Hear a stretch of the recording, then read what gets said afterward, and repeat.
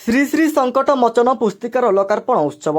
श्री श्री संकट मोचन हनुमान मंदिर प्रतिष्ठा दिवसर 30 वर्ष पूर्ति उपलक्षे एक आध्यात्मिक पुस्तिका श्री श्री संकट मोचन लोकार्पण हो जाइछि।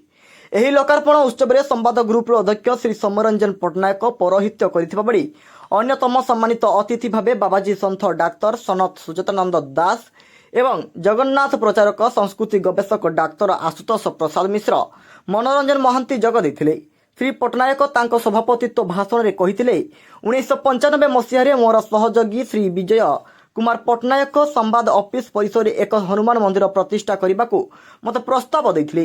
तांको प्रस्ताव में मु सम्मति जनैथिली। सेबेठारु एई मंदिर बहु प्रतिष्ठा अर्जन करिअछि।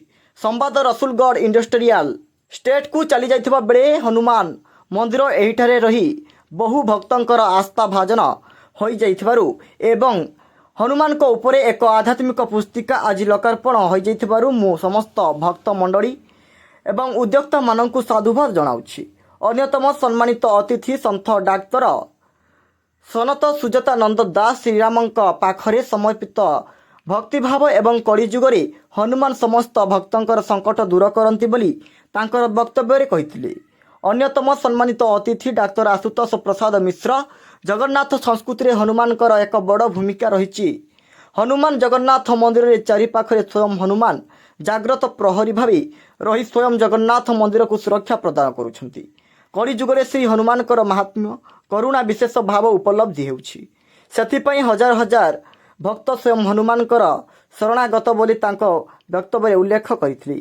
प्रारंभ में हनुमान फोटोचित्र पुष्पांजलि दे सभा कार्य आरंभ होइथिला।